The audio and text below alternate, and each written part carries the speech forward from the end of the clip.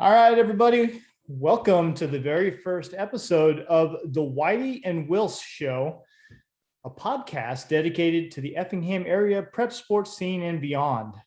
Thanks for joining us on what is our maiden voyage today, but hopefully the first of many to come. My name is Dustin White, and I'll be one of your hosts today, along with the one and only Mike Wilson. One and only. That's impressive. The one and only Mike Wilson. I thought you might like to get kind of something really eloquent there to set you up. That's about as eloquent as it gets. I will say this. I think we still need to be in negotiations on the name. So, I guess the name was your idea. I know it rolls. Every time you pitched me on the idea of a podcast, it was you get first billing. So that's what it is.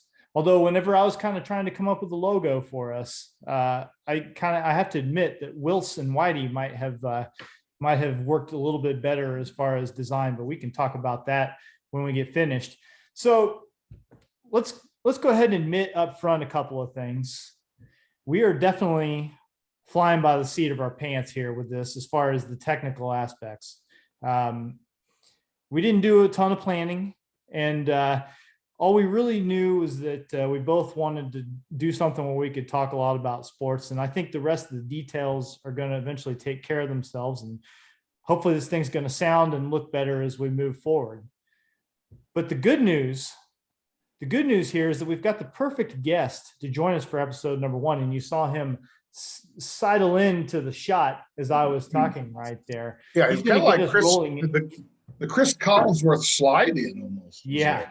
He's going to get us rolling in the right direction. It's a guy that Mike especially knows really well.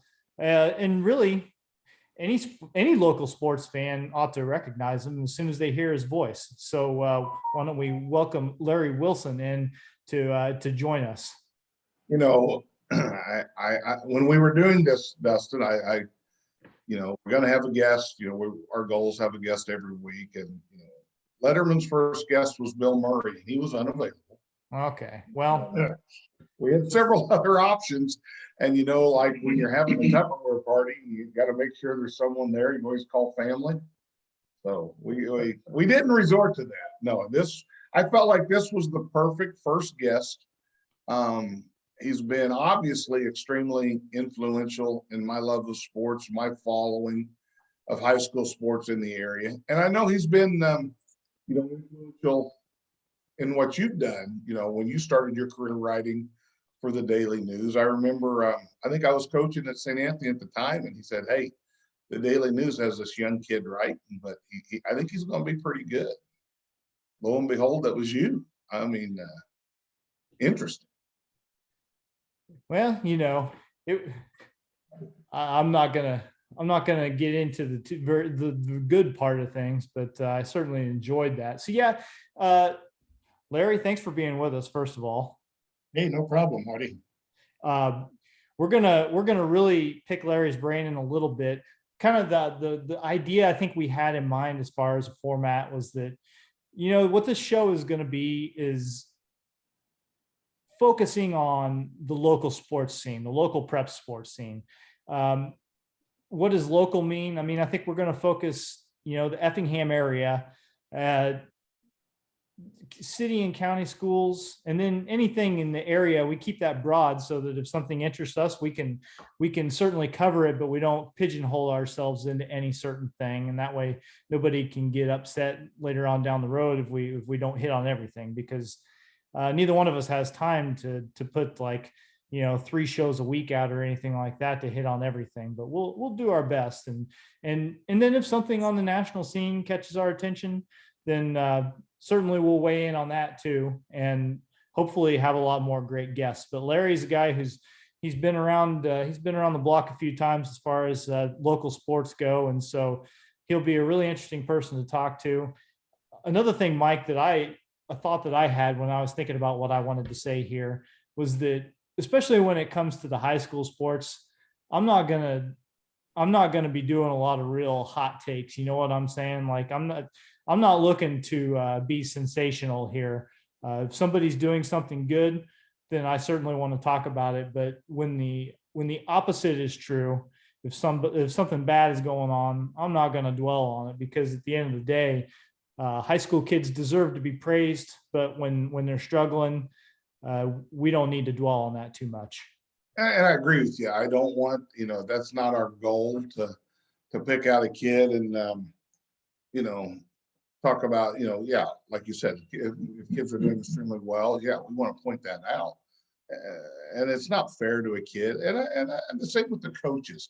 I don't want to get, at least on the local level, we may talk professional coaching and bring up some suggestions, but on a local level, yeah, we're not going to throw the T-Town boys golf coach under the bus for any bad decisions he's made or anything like that. And, you know, we want to have a good relationship with those people because, at some point in time, we may be talking to a handful of those men and women. Yeah, absolutely.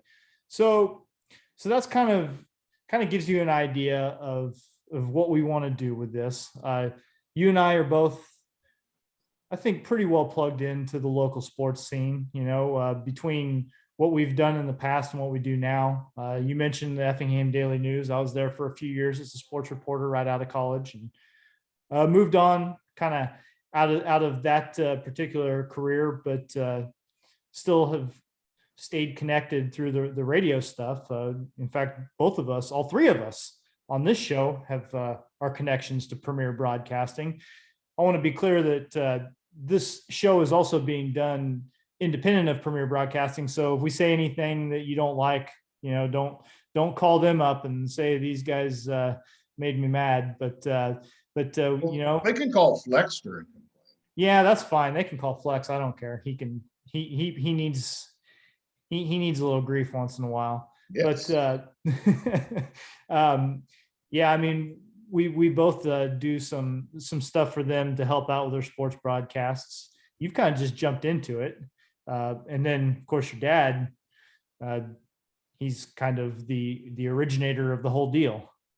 He pulled me along at a very young age. I was, I think, in order to get money for popcorn, I had to keep rebounds. Yeah, I was like 7 years old. So here's my question: did you keep offensive rebounds too, or was it just no, just total? No, Whitey, I've followed up you through games, and I've seen your, like when you do stats in a football game.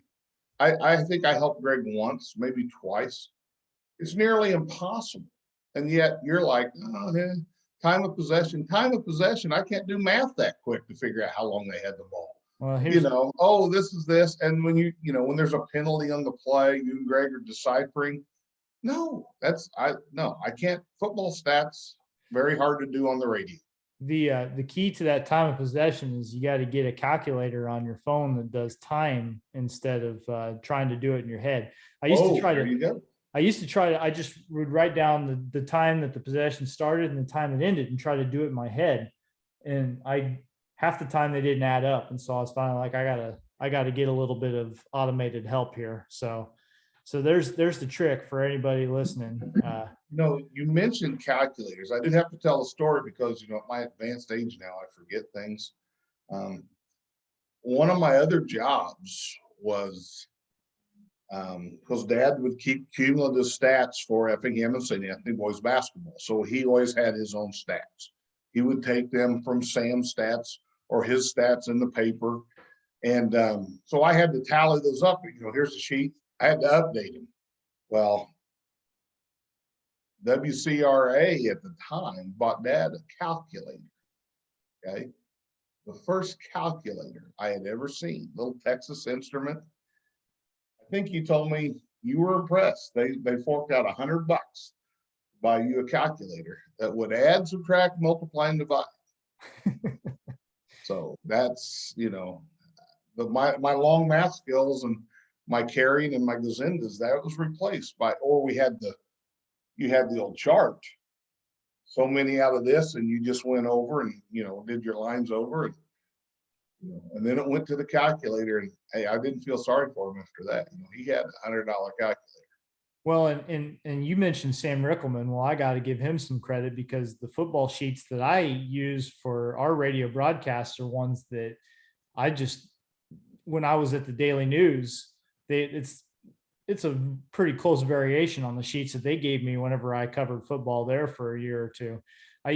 When I first got there, Millie Lang, she wanted the football. She said, I'm doing the football, but then she eventually fell into, the more comfortable editor's role where you're in the office on Friday night and the other person goes out and hustles to get the story and get in and get it written. And so those are just kind of the same stat sheets that they use, which I'm sure he was pretty instrumental in coming up with. So that's how it all works so well, because you got to be able to figure them out fast when you're working on deadline, right? Like I'd get back to the office on a Friday night after a game, and immediately Millie would be, snapping her fingers. Come on, let's go, let's get it done. You're not writing a novel here. So anyway, let's hit on.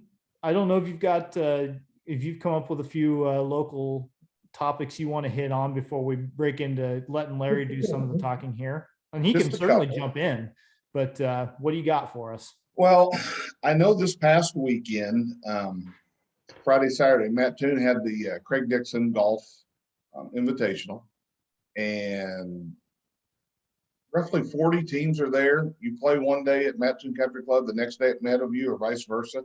So they have roughly 20 teams at each location. Totopolis, Effingham, St. Anthony golf teams are all present. Came down to the last couple holes, but Effingham shot a 756 over 2 days, nipping Totopolis's 761, and may or may not have cost me a blizzard at Dairy Queen to Coach Schaefer. I know gambling's not legal at Bushwood, so I can't confirm that's true. However, St. Anthony shot a 640 to tie for sixth. Incredible amount of, incredible how they played, really. Jonathan Willenberg tied for sixth as an individual with a 150. In essence, that's 75 each day. Mattoon Country Club's no walk in the park. Neither is Meadowview. A little breezy the first. So when they played at Mattoon, it was pretty windy. We were at Meadowview that day. And just to kind of give you an idea, Edwardsville won this with a 609. That's an average of just a smidge over 76 a kid per round. That's pretty impressive golf for high school kids, especially under these conditions. So I was really impressed with that, the way that tournament turned out, the way it was run. Mattoon, Coach Behrens did a good job. Kind of missed Coach Lockhart running it, but, that's okay. Bob and I will get to talk about it. Another thing is we're driving home Friday. I've been listening to you and Mr. Sapp wax poetically about the football game, and it's 7-0 going to the half, and I roll into the house and didn't hear anymore until breakfast at the Country Kitchen next morning. I'm scrolling through my phone and 42-0. I was shocked. Yeah, it was a close game for the first half. Effingham put a pretty good beating on Charleston's starting quarterback right there toward the end of the half. Got some pretty good shots in on him, and he didn't come back out after halftime, or at least he didn't play. They had a kid who had been taking some snaps of running back and a receiver, kind of just a jack of all trades. He came in and played quarterback in the second half, and Charleston couldn't get anything going. Effingham had its best offensive performance of the season, and it was good for them to get a win. Those first 2 weeks against St. Teresa and Mahomet, it was just the kids who play on the line. They don't get their names called as much whenever we broadcast these games, because they carry the football, you throw the football. You're going to be the one who gets a lot more of the oxygen in the broadcast. But over the years, Effingham's line play has been so strong and such a big part of what they do well. And this year, it's a young inexperienced line, and they're still figuring some things out. And what I noticed in that Charleston game was that, as mentioned, they were getting a lot more pressure on the Trojans' backfield, making the quarterback hurry, putting some hits on them, shutting down the run game, but also on the other side of things, giving Tanner Pontius a little bit more time to make some throws. And the passing numbers were still not there's still work to do there, of course, and any coach will tell you that there's always work to do. Even after week 8, he's going to say we still got some things we need to work on before week 9. But I was really pleased to see that improving. And they play a Matt Toon team this week that has won one, lost one, and the good thing is it's at Klosterman Field. Good chance to get back to 500, and it's been good to see a little bit of growth between week 2 and 3 for this really young Hearts team. They've only got 9 seniors, and so they're figuring some things out, and hopefully it's a precursor for good things to come. And that's one thing with Effingham I've noticed, and I haven't watched them as much, since my son played a few years ago when I was doing stats on the sidelines and right there.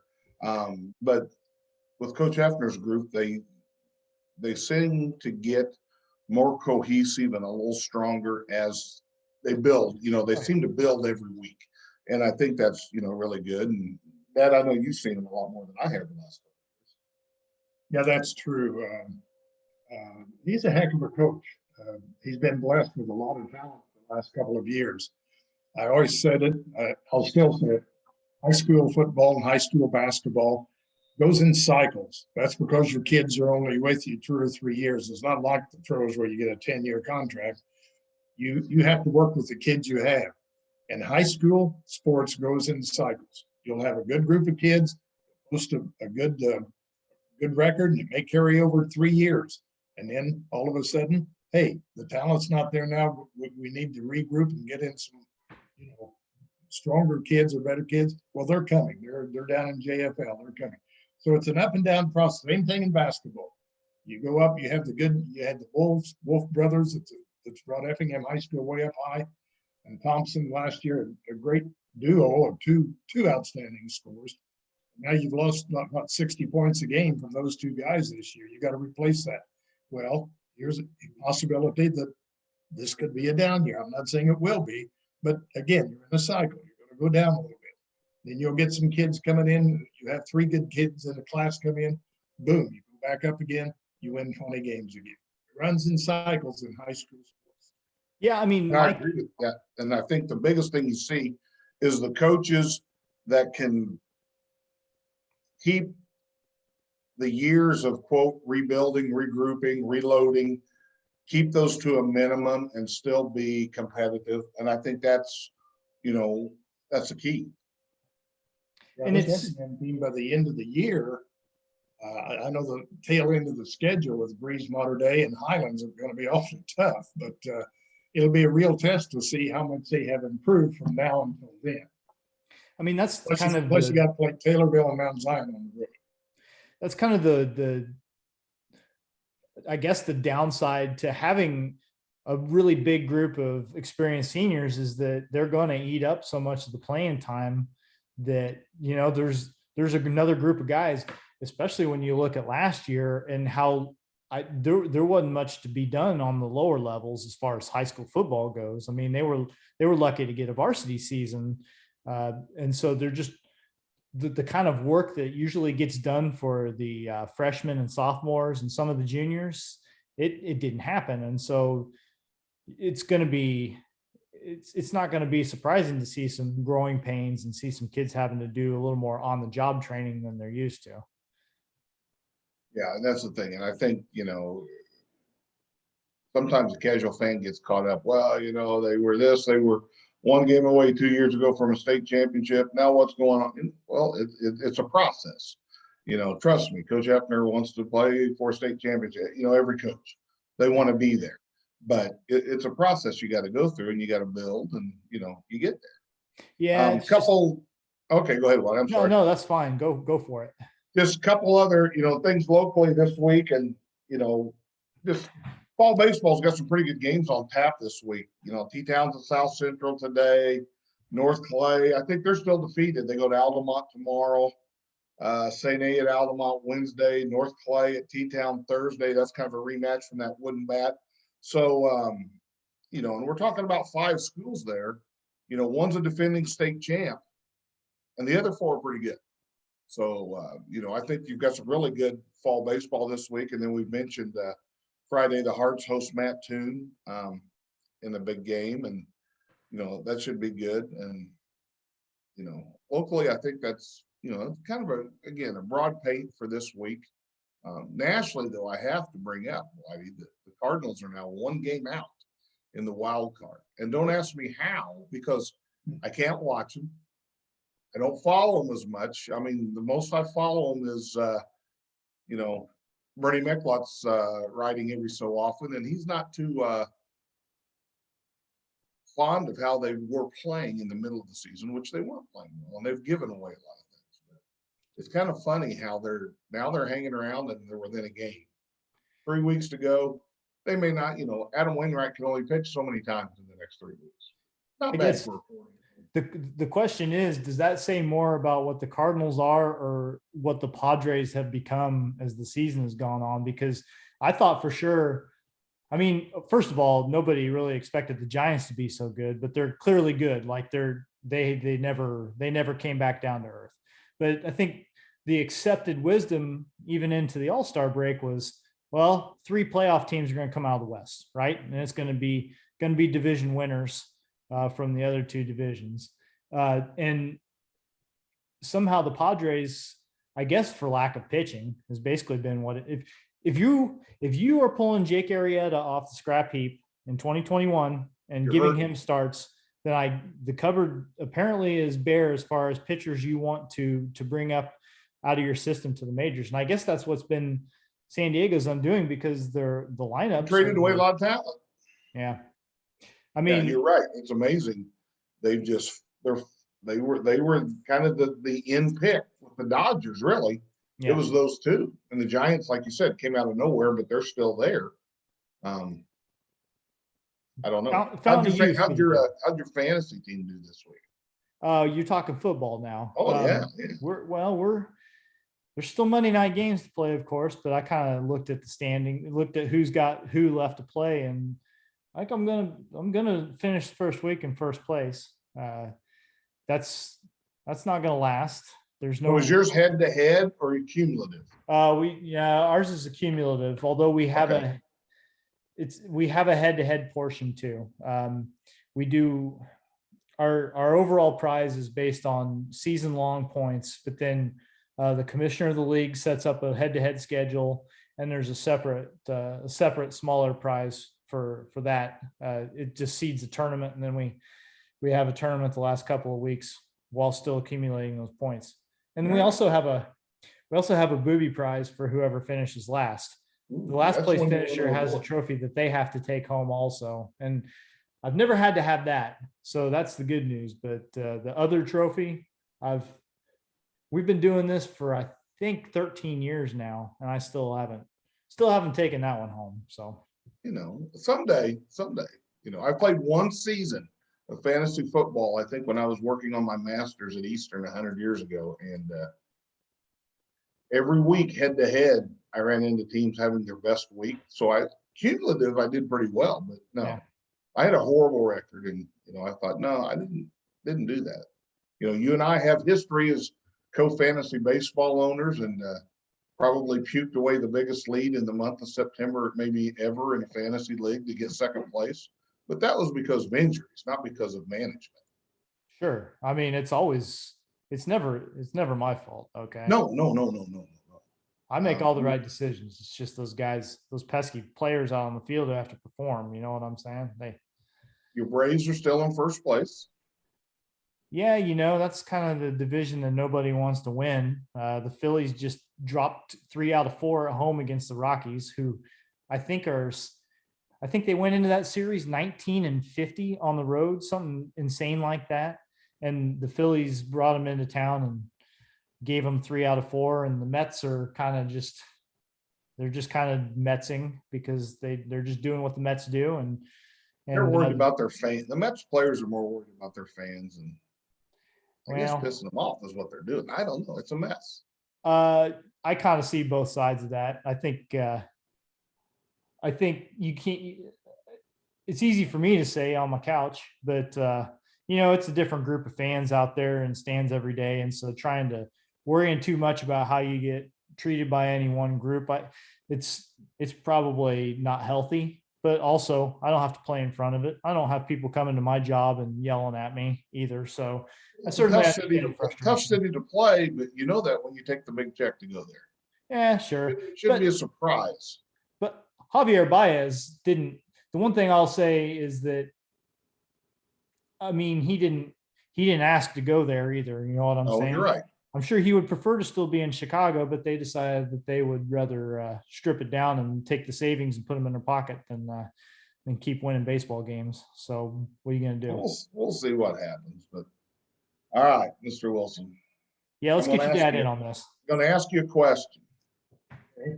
You know, back in the day, you attended a very famous baseball game. 1968 Glad you could remember the year. I can't. World Series, Tigers and Cardinals. I think you told me back row.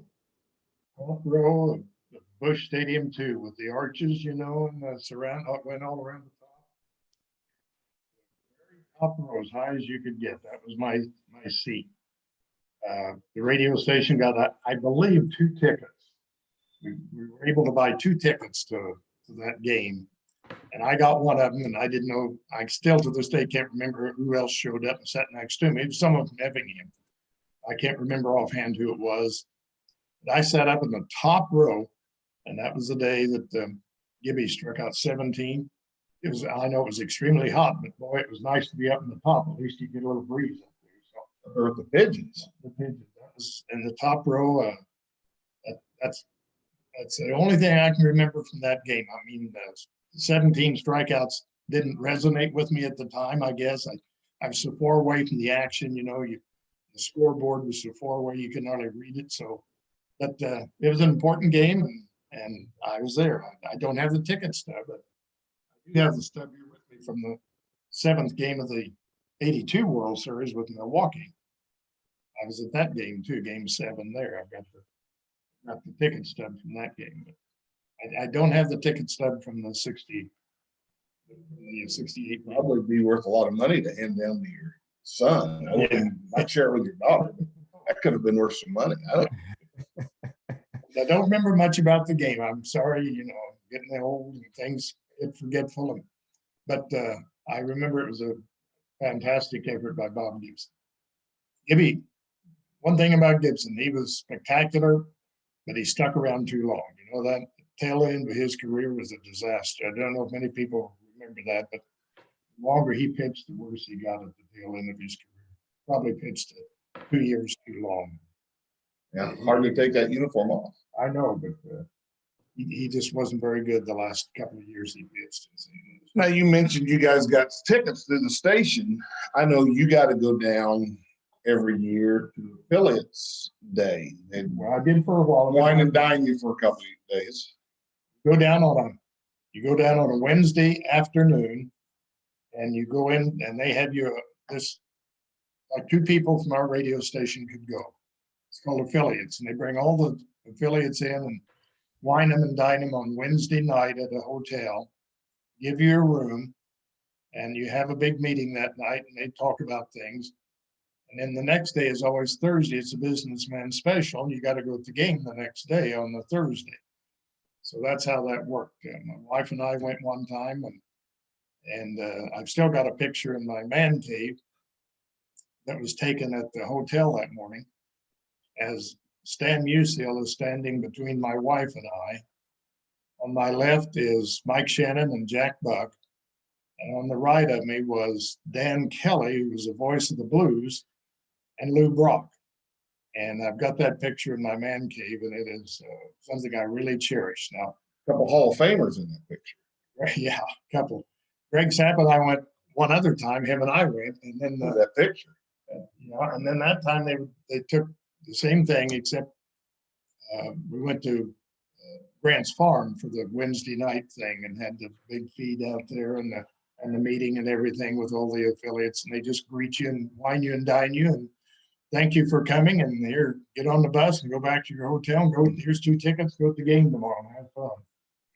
They did that for a lot of years. In fact, they still do it, I think, to some extent. I'm so far disconnected from it now, I don't know. And you had to be on the Cardinal Network, of course, to take advantage of that. But Yeah. Whitey, we do have a picture of Dad, Greg Sapp, and Jack Buck, and all three have hair. Take that for what it's worth. Three legends. I enjoyed meeting those guys. I really did. You just kind of in awe, but yet they're down to earth and they talk and they visit with you. And I mean, Mike Shannon comes up and talks to you, and Jack Buck, Stan Musial, hey, can I give you an autograph? Something like this. And at one time I had Musial's autograph on a hat, which I've since lost. So deeply regret that, but I did have his autograph. I interviewed Lou Brock one time. We went down for Joe Griesbaum, and when Joe Griesbaum worked for Dan Heck Chevrolet, we had Effingham night at the ballpark, and they'd send a bunch of tickets to Effingham and sell them and get a whole bunch of people to go down one night and call it Effingham night. And they'd honor the town, et cetera, et cetera. So to do a little pre-ball game hoop de la, while Joe Griesbaum and I went down and got together, and I interviewed Lou Brock, who was an active player at the time. I got to interview him in preparation for this Effingham night at the ballpark. So I got to meet some fine, got to go down a few times and meet some people. Cardinal Caravan used to always come through. Effingham was one of their stops originally, was Effingham. And I remember one time they had a meeting at the old KSC Hall. Some of you remember that. What's now a parking lot, but used to be the KSC Hall. And Marty Hendon was behind it at the time, the Cardinals, and Marty Hendon would always come and introduce himself, and I'd go over and I'd take my tape recorder and interview whoever was with him. And Marty Hendon said, "Boy, we got a surprise for the fans this year." And I just knew exactly what he was talking about. And I said to him, "You're going to have a mascot, aren't you?" He said, "How do you know?" I said, "I'm just guessing, because the Philly Fanatic or the chicken was so popular, everybody wanted a mascot." And that's when Fredbird was born. I told Marty Hendon that's what he was going to do. And he said, "You're right. Don't tell anybody. We'll have Fredbird opening day." And so that was the year of Fredbird. Also, That was a dark day in St. Louis history. I interviewed Ted Simmons. He was on the Caravan with him. Ted Simmons. And I don't know where they'd been or what they'd done, but all he could do during the interview was yawn. That's the one thing I remember with Ted Simmons. Here he is in the Hall of Fame, but when I interviewed him, all he did was yawn. Just yawn. He was so sleepy he couldn't keep his eyes open. They must have been up all night partying or something. Anyway, that was another Cardinal I had famous interview with him. I feel like they still do the Cardinals Caravan, right? I feel like they don't. It seems anymore like the players that show up to those things are kind of more like they're told they have to. It's kind of the 35th guy on the 40-man roster sometimes that gets stuck doing it sometimes, isn't it? Or you might get a rookie who turned into a sensation or something like that. You never know who you might strike gold with them. Future Hall of Famer, you never know. I remember Red Shavings was here at least one time. Red was here that same night I interviewed Ed Simmons, and one of the guys in the audience says, "Hey, Red, what's your real name?" And Red Shandy said, "Well, my given name is Albert." The guy said, "Now I know why they call you Red."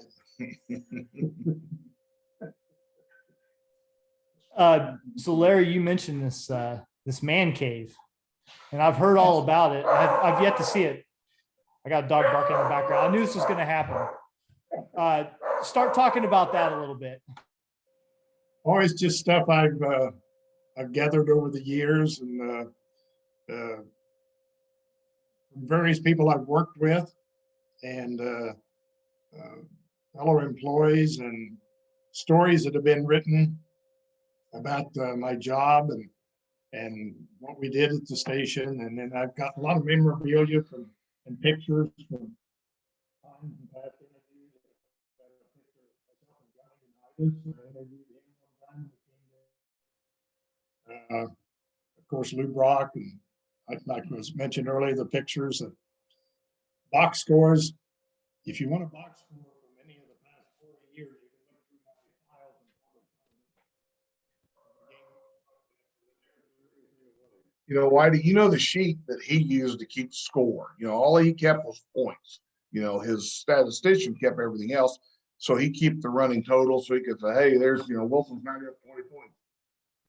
He has all of those. I'm going through boxes looking at them, and there's names I just, it's fun to go back and look at the names of people that played. he's got, you know, a few of them. You know, here's a game, Mike Winnie, Hank Stevens, and you know, Dave Brumlevy and the boys when St. Anthony went to state, and you know, Leon Gobzinski. He's got everything. Dr. Rick Workman, I found a sheet that had his name on it. List like the 10th player he didn't get in the game. I wrote that. He was on the roster. I made a copy and gave it to a friend of his, and I said, "Here, show this to Dr. Workman." I gotta say, I hung on to quite a few of the books that I kept when I was at the Daily News. I haven't been as good about it with the radio stuff because I usually give that back to Greg so he can write the story. But there's probably a few I wish I still had a copy of. He's got old programs from the old Heartland Classic, which is really kind of what we've modeled the Christmas tournament from now. You've got when Sam would do his big preview in the paper, which is kind of scary because in one of those previews is a picture of a young Mike McCullum in those old polyester coaching shorts coaches used to wear. So that's we leave that out in case we ever get McCullum to show up in the man cave so we can see that. But you just read through and it's really it's very nostalgic. It really is. I've got boxes and boxes of box score. I did the day I retired. I thought I'd start throwing it away, and I did throw a few ball games away and threw them in the trash. And I stopped and I thought, I really don't want to throw these away. I enjoy looking at them, so I hung on to them. So I still have hundreds and hundreds of them because I ended up doing about 2,500 basketball games. Oh, that's a good question. Yeah. So did you keep a running list of that, or you don't have an exact? No, it's a guesstimate. Yeah. I figured with tournaments, postseason, holiday tournaments and everything, we do about 65 games a year times 41. So that's about how many, roughly 2,500. I did not keep an exact number. And why did we talk about this area? The number of times you have been to state tournaments, boys, girls, area teams. Yeah. Probably 25 to the state finals, baseball, softball, basketball, football, and everything. So, but one thing about football, what I was awfully proud of, I did 41 years of Hearts football, 41 consecutive. First game I ever did was at Oblong in August of 1963. The first football game on the Hearts schedule that year was at Oblong.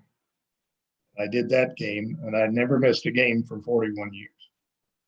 I turned down a chance to see Elvis at the Assembly Hall on a Friday night. Made my wife mad that she took a friend with her, and so she got to go see Elvis, and I did the football game. Well, you get to now, and I don't know. I mean, I'm sure it'd be a neat thing to say I got to go see Elvis, but lots of people got to see Elvis in concert over the years. But how many people can say that they worked 41 consecutive football seasons without taking a break? That's a smaller number. You're part of a more exclusive group. Yeah, that comes down. You can almost figure out the exact number if you had in all the postseason playoff games, because I ended up doing about roughly 25 to 30 football playoff games too that the Hearts got into. Those playoffs didn't start until 79. Was that the first year? I know. I want to say my sophomore year, I think, was the first year there were actually playoffs, because I know I've had this conversation with Bob Walls, and if they would have had playoffs back in the, when those guys were just so dominant, with and Bob Duvall and those groups, um, and I won't say my sophomore year may have been the first year Effingham was in a football playoff, and it wasn't that, my senior year, we ended up getting to the semifinals, and I watched this group 2 years ago go to the semifinals, and I don't think we looked at it as big a thing as, I just don't think everyone was wrapped up in it, and I may be mistaken, but as it was this past time, and I wish they would have won that game and gone to the finals. That would have been incredible. But it's just, I think it's looked at a little differently now than it was then, because it was kind of a new thing. We had 5 classes, and it was a new thing. Now, one thing, Dad, you did tell me the other day, people always ask you, who's the best player from this school? And you don't like, because it's what someone terms best and how you might say is 2 different things. But you did mention, favorite players. And you told me, for example, I think you said favorite player you did all the years with the Topless was who? I enjoyed watching him play probably as much as anybody. Brent Nieberty. That's not too many years ago, but yeah, it's more than you think. Well, probably he went on to play at Illinois Wesley and won national championship in that division. He was just a hardworking ball player who could, no matter where in the paint he got the ball, he'd score. And it was just fun to watch him because he just was always, I mean, T-Town had hundreds of good basketballers back in the day and still to this day do. So you can't pick out a top 5 or anything like that, but you're going to make somebody mad. Plus, everybody's got their own version of who they think the best was. So this is your favorite you watched. If you don't agree. Right. Well, there can't be any wrong answer when it's the person you enjoy. That's good. And, Effingham was probably Mitch Arnold, one of the finest all-around ball players. Not only could he score and rebound, but passing. He was a tremendous passer of the basketball. People didn't, I don't know whether they even thought about that or not, but he was a tremendous passer and scorer and leader, and never missed a layup. I never saw the guy miss a layup. Nowadays, guys will go down and have a bunny and miss it. Mitch Arnold never missed a layup in his high school career. It's just automatic. St. Anthony, some great players, Scott Cabas, Mike Winty. You go on and on. Hank Stevens, guys that played there were just so much fun to watch. Not only the state teams, but the others. You can pick people out all over the place. Have to make a decision. Well, again, that's why you Not try to do your I thought you brought snacks in for a second. Oh, from the World Series. Okay. I mean, Cookies. not to get too saccharine about it, but I tell people a lot, like working in the media in this area and covering the teams that we do, I don't know if anybody has it as good as somebody who has been in the radio or newspaper industry in Effingham, as far as the schools you get to cover and the kind of success that they have year in and year out. I mean, it sounds like lip service, and we'll say it on the air when we're broadcasting, and listen, it's a little bit of lip service, but it's also true. And that's what makes it easy to say. This conversation that we're having right now, we could sit here and have it for 5 hours and keep coming up with good people to talk about. It's something else. I don't know if people everywhere in the state could do that. Well, and the other thing is the area, we're talking about painting our local with a very broad brush, and, you start bringing in, people just outside of Effingham. You look at Stu Strauss's runs they had, and Neoga's athletes they've had, and you start looking at all these other places. South Central being a state champ, and St. Elmo, and I remember when they made that run to state. I was coaching at St. Anthony at the time, and you start seeing, that's when you had the all NTC Super Section.